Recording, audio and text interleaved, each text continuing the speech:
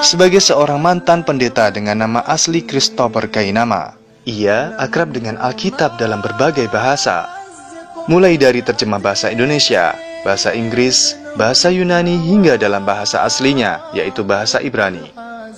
Ayat demi ayat, ia selami, hingga akhirnya bertemu dengan sebuah ayat yang sangat menghentak dirinya. Yang paling memukul saya itu adalah Yohanes pasal 5 ayat 30. Itu paling memukul saya, bahwa saya harus mengikuti anjuran beliau Yesus, beliau Isa alaihissalam, Nabi Allah ini, untuk patuh dan mengikuti Nabi setelah dia. Setelah saya baca ini Yohanes pasal 5 ayat 30, itu saya tadinya saya masih, oh dia memberitakan bahwa akan ada Nabi gitu, tapi saya tidak puff gitu untuk ke situ gitu ya, untuk ikutin, enggak, aku tetap sama dia aja gitu. Tapi setelah baca ini, apa katanya Ustaz? Nah udah, aku tidak dapat berbuat apa-apa. Berarti kalaupun aku ikutin dia, tidak ada cara lain, aku harus ikut yang dia bilang tadi. Ia yang akan datang, dia akan mengajarkan kamu, akan mengembalikan kamu kepada seluruh kebenaran. Yang aku ikuti sebagai Tuhan dan Juru Selamat ini, bahkan dia bilang aku tidak dapat berbuat apa-apa. Apa Ustaz? Aku tidak dapat berbuat apa-apa. Aku tidak dapat berbuat apa-apa dari diriku sendiri. Aku menghakimi sesuai dengan apa yang aku dengar, dan penghakimanku adil. Sebab aku tidak menuruti kehendakku sendiri, melainkan kehendak Dia yang mengutus aku. Dia utusan, mentok Ustaz, mentok saya. Yesus yang aku agungkan, bahkan aku diampuni dosaku, ternyata dia tidak bisa berbuat apa-apa. Bukan saya yang bilang, beliau, dan aku masih cinta sama beliau. Dan semua orang muslim di seluruh jagat raya ini memuliakan Isa kok, cinta sama dia. Sampai dibilang Isa ibnu Maryam, Isa Rasulullah, Isa Nabi Allah, Isa alaihissalam, Isa al-Masihu, dimuliakan habis-habisan. Karena dia fair. Karena dia fair. Dia bilang, aku tidak bisa berbuat apa-apa dari diriku sendiri. Terus kamu apa dari aku? Ikutilah dia yang akan datang setelah aku, yang akan menuntun kamu kepada seluruh kebenaran. Namanya Muhammadin. Dia dapat kitab dan dia tidak dapat membaca. Dan kuncinya, dia akan membawa kamu kepada Qul huwallahu ahad. Saya tidak menyerang, saya tidak menghina, tidak insulting, tidak underestimate, tidak. Aku sayang dan aku muliakan. Aku tidak menyalah-nyalahkan Bible kok, nggak pernah. Justru aku bilang Bible benar. Ada mungkin yang sudah dirubah menurut pengakuan dari Bapak gereja yang dihormati, yaitu Paus Benediktus ke-16 pun dia keluarkan statement tentang ayat-ayat yang adalah imbuhan. Silahkan dicari sendiri. Paus Benediktus 16 mengeluarkan statement traktat dogma tentang ada ayat-ayat banyak, Ustaz. Bukan orang Islam yang tulis, bukan saya yang mu'alaf, bukan. Yang bilang ada ayat-ayat sisipan, ayat-ayat palsu, ayat-ayat yang dibuang, itu justru Paus Benediktus 16. Gitu ya. Kesadaran itu ia peroleh justru saat ia belajar Alkitab langsung di tanah kelahiran Nabi Isa alaihissalam. Kegoncangannya oleh ayat-ayat Alkitab itu pun sempat ia klarifikasi ke para rabi Yahudi di sana. Apa hasilnya?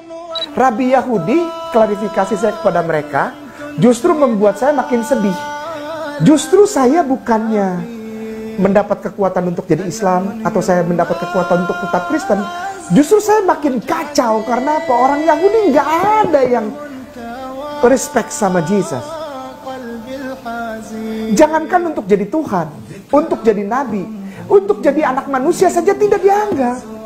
Ustadz maaf, boleh diketik Gittin, Gittin spasi 57A. Ini yang saya mohon ini, agar ini jangan dibuka gitu. Tapi kenapa dibuang ke web? Ini pandangan Yahudi tentang Yesus. Tuh, itu tuh. Saya dapat jawabannya itu. Bagaimana tentang Yesus? Apa Ustadz bacain lagi? Jadi jangan saya yang baca. Nanti saya dikira bohong.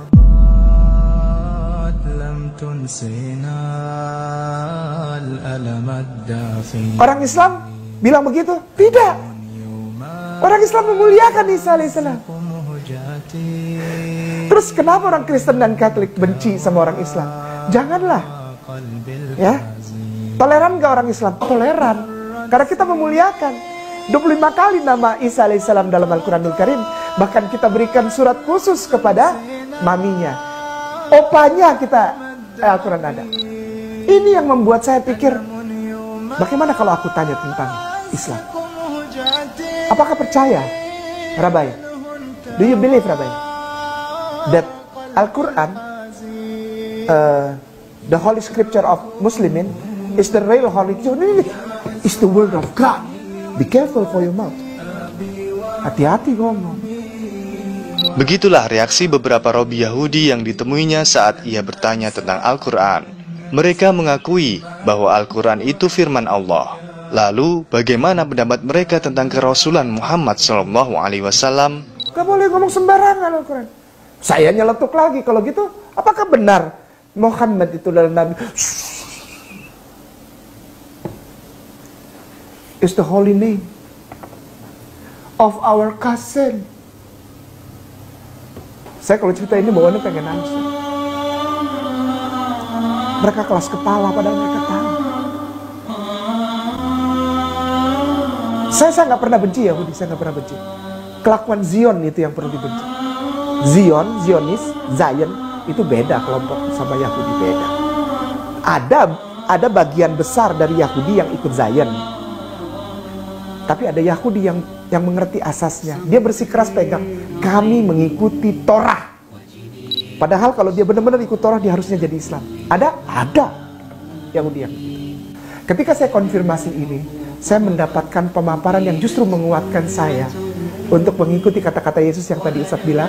Pertanyaannya, saya konfirmasi kata-kata Yesus, tapi saya tidak dapat. Yang saya dapat justru confirm kekuatan.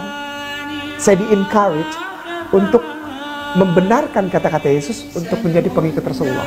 Karena ketika saya mengikuti dan mencintai Rasulullah, saya sedang memuji nabi-nabi yang lain 2 kali. Demikianlah mata rantai kenabian yang menghubungkan Isa alaihissalam dengan Muhammad sallallahu alaihi wasallam.